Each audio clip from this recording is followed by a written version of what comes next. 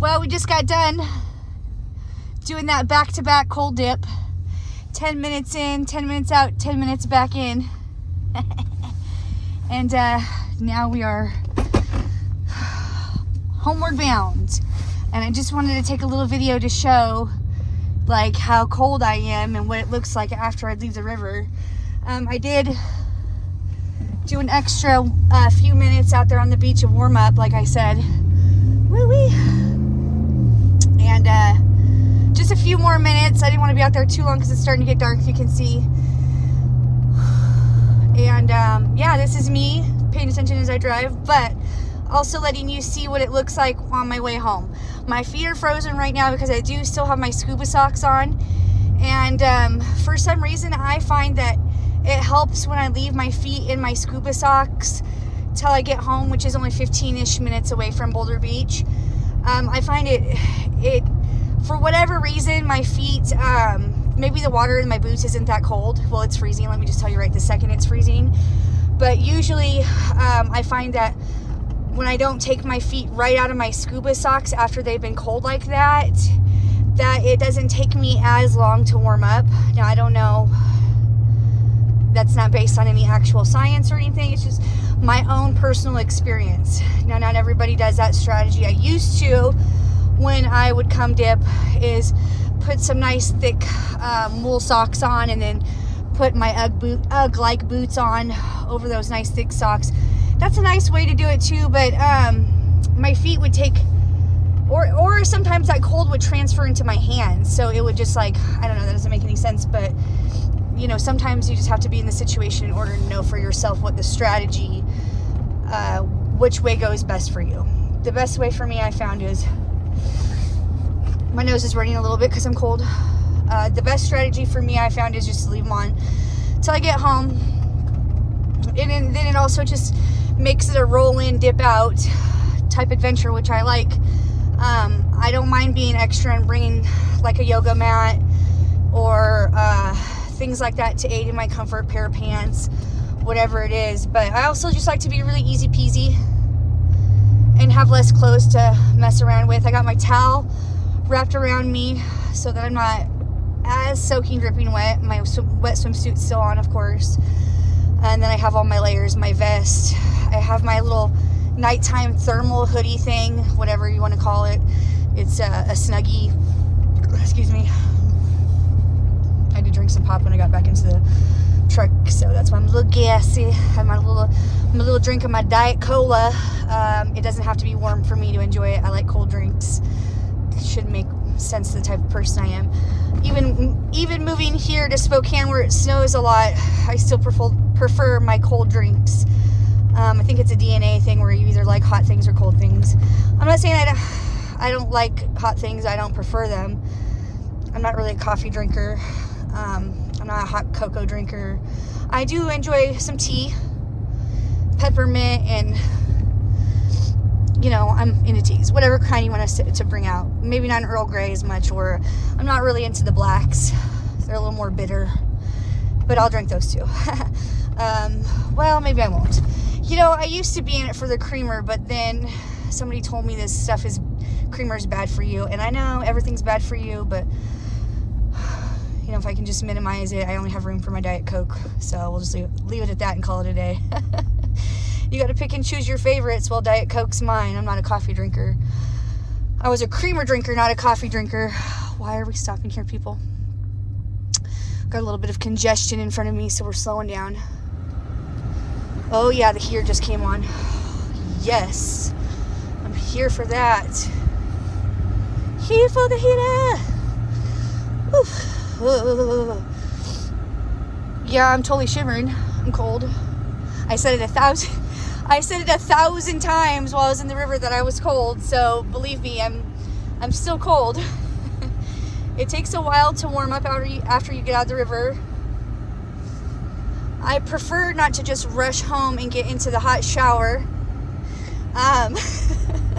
That's typically why during the day when I dip, I wait to pick up I wait to dip until I have to then rush to the school and pick up my kids. It keeps me from just rushing home and getting in the hot shower. I mean, because nice to get in the hot shower after you've been in the freezing cold river. Eventually I do get in the hot shower. It may not be immediately after I get out of the river, but at some point I do, because I gotta wash that poop off me. I don't, the goose poop and the duck poop and whatever kind of other poop, fish poop's in there. Well, my poop's not in there. I use the toilet, so don't you worry, friend. I don't leave that part of me in the river. I'm just trying to be funny. I'm showing you I have all my faculties with me after I came out of the river. We have some traffic in front of us. That's why we're kind of just creeping along. And we're not complaining about the traffic right at the moment because I'm thoroughly enjoying this warm heater doing its thing. So regardless, we're fine. We don't care about the traffic because it's boring to be irritated about something that's out of our control. But we're just going to cruise on home no matter how long this mofo is in front of me. Ay, ay, ay. I mean, obviously, after you get out of the cold-ass river, you just want to rush on home and not be behind this guy spewing these weird smells coming out of his truck right now. See my glitter lipstick? Focus on something other than things that are annoying at the time. Either way, I still got to warm up, and there's no rush to that. Oh, thank you. Okay. It's maybe there's. I don't know what these people are doing. When we pass them by, you'll see. Oh, it's a street sweeper guy. Okay, that's cool. That's cool. I can dig it. Clean these streets. People are litter bugs here in Spokane. It's super, super sad to see because when I was growing up in Oregon, they used to take that sort of thing really seriously. Littering and recycling and all that kind of stuff. That's the way I grew up. I just feel like you should just, if you're going to have garbage, just put it in the damn garbage can. Like, why is that so difficult to understand? I don't understand. When I like unwrap something or I'm done with something and it's garbage, I put it in the garbage can. It's just not even an issue for me. And if I don't have a garbage accessible, I stick it in my pocket. Yeah, that's probably one of the most annoying things about me, actually, is that I'll have wads of garbage in my friggin' pockets because my kids will just hand me shit and I'll have nowhere to put it, so I'll put it in my pocket. But I'd rather it went in my pocket than on the ground because I'm not a freaking litter bug, man. Ugh. I just think it's annoying. That's just me. You don't have to think it's annoying, but you also don't have to be a litter bug, so. I mean, we all share this planet together, and it's sad. It's especially sad when you're like on a hike out in the woods and you don't think there's a lot of people in this neck of the woods or this certain area or whatever, and then you'll find garbage. And it's just so shameful and embarrassing. So that's my little don't be a litter bug rant. I know I've sprinkled that in through some of my other videos because somebody has to say it. I don't think enough people are. I don't know. Because there's a lot of people who are littering, so maybe you just need a certain mother to remind you. That mother could be me. Mother, shut your mouth. Well, it's not a popular opinion, clearly I know, but if I could just sprinkle that in there, I'm going to. Yeah. But with that being said, I'm not as cold as I would have expected, having done those 2 back-to-back double dips there like I just did, and it was spicy and it was cold. It was exhilarating in its own little way. One of the things I'd like to say also is when you're warming up after you get out of the river, you want to be kind of careful because you can't really feel yourself like you normally do. Like, you're sort of numb. Your body is just like frozen, clearly. And so you just you want to be careful with your movements. You don't want to be like throwing your arms too hard. You don't want to hurt yourself, you know, because you can't feel yourself, so you don't want to throw your arm too hard. I've had to be careful of stuff like that myself. I've had to be careful of taking my scuba boots off too because I didn't want to break my fingers because I couldn't feel them. And I know it's a weird thing to think, but when you can't feel your fingers, you don't want to bend them back too far or whatever it may be. You just want to be a little on the careful side with yourself because you are a little fragile. We'll just say that. I don't think that's something that many people talk about, is when they get out how cold they are and how difficult it can be to get dressed and to do things. So that's why I always try to make it really easy on myself. Easy clothes, getting my gear off. I'm very patient with myself because there's no rush. I don't want to hurt myself. The whole point of going to the river and being in the water for as long as I am is to relieve some of the suffering that I'm already feeling. Because of all the cold dipping I've done, I've been able to minimize the amount of ibuprofen and Tylenol that I use. I don't know if you all recently seen Dr. DeBro talk about how Ozempic is not as dangerous as Tylenol, which I thought, well, isn't that something? Tylenol, basically what you're saying is Tylenol is really dangerous. And I know that. I know there's a lot of people who know that, but sometimes it's easy to forget how toxic these things are to our liver and how much damage they cause us without realizing.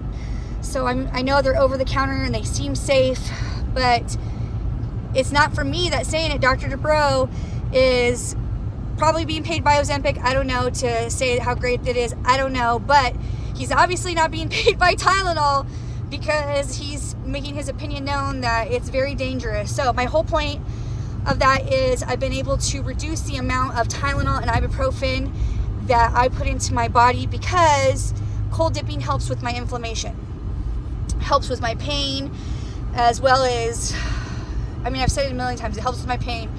A lot of the things I do in my day, I'm sore afterwards. I run. I have 2 twin boys who are 7, so I'm always moving and grooving in one capacity or another. And, my life choices make me sore. I've picked up a lot of things in my life that I shouldn't have picked up by myself just because I could do it. And I hurt myself many times. I've hurt my back many times doing too much for this person or that person, and your mother. And the consequence of that was that I now have to deal with lifelong back pain. Those are the consequences of your choices right there, friends, family, loved ones. Sometimes you got to learn the hard way, more than once. Or many times.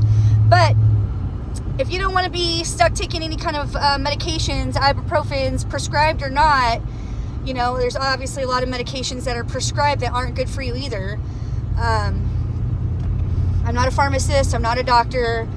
I'm not trying to make any claims other than if there's other ways around it, those are of my interest. I'm going to pursue it because I don't know which one, ibuprofen or Tylenol, but one of those gave me an ulcer. And so from my own experience, that's why I say these things, because you don't have to necessarily hear it from a doctor.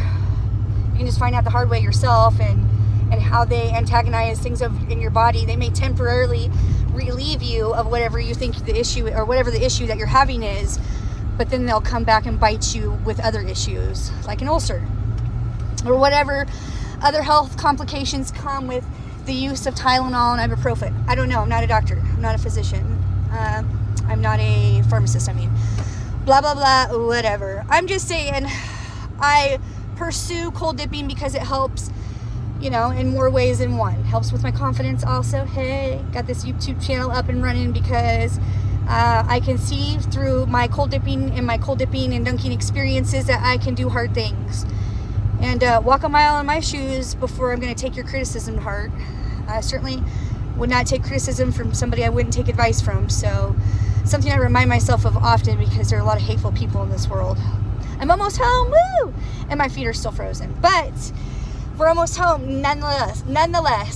I just wanted to give you a drive home with me to see what it looks like after I get out of the cold ass river.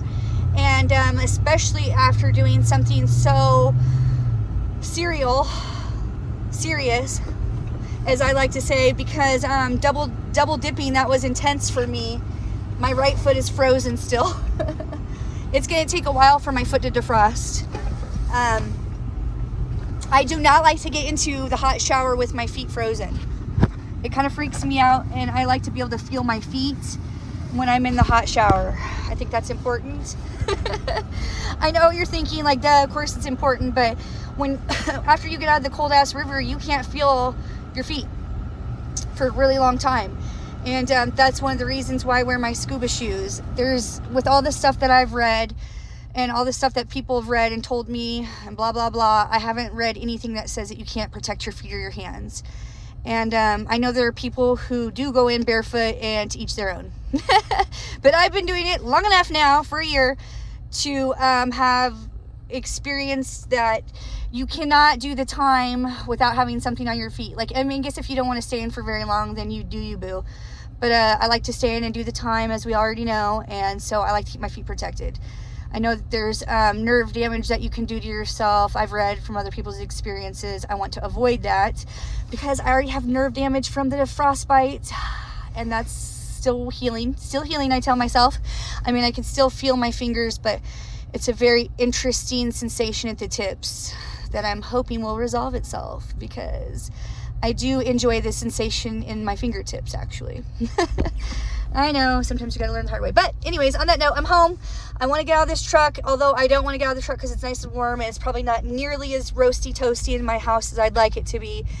I still need to get out, because now I have to take on the next task of preparing dinner, then cleaning up after dinner, then getting the kids ready for bed, and yada yada and so forth.